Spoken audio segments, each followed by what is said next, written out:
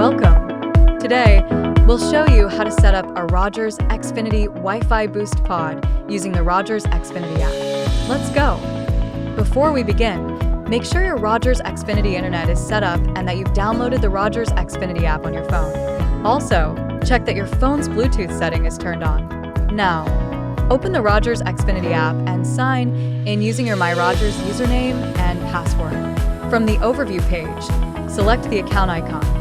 Under Devices, select Activate Rogers Xfinity Wi-Fi Boost Pods. Select the type of pod you're installing, then select Get Started. Follow the app's on-screen instructions for placing your pod in the best location.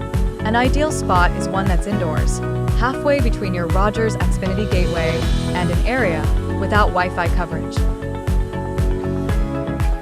If placed in a trouble spot, the pod may not connect wirelessly to your modem. Make sure that your pod is not blocked by furniture. Avoid any metal objects, speakers, mirrored surfaces, and appliances that can interfere with the Wi-Fi signal.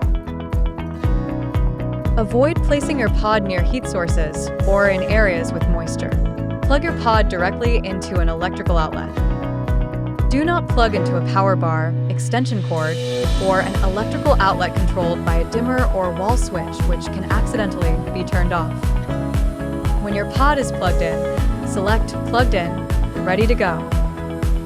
Hold your phone within 6 inches of the pod for a Bluetooth connection. Your pod should be online in about 2 minutes. Don't close the app during this time.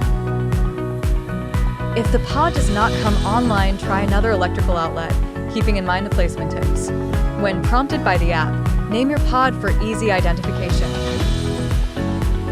Once set up, your pod will automatically test and adjust Wi-Fi settings to reflect your home and internet usage.